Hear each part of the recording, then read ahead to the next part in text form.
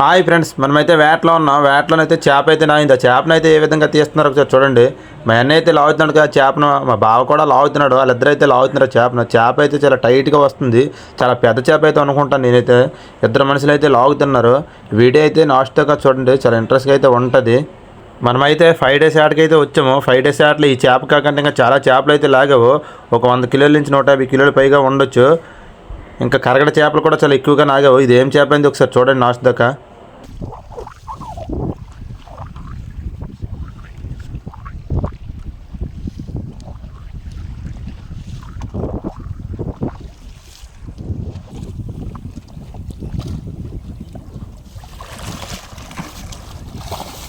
అయ్యా,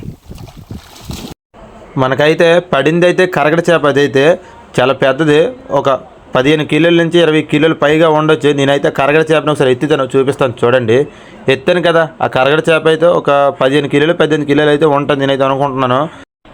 ఇదే కాక కింగి పీసులు కూడా మనకు చాలా ఎక్కువైతే పడ్డావు. ఈ వీడియో నచ్చినట్టుకుంటే లైక్ చేసి సబ్స్క్రైబ్.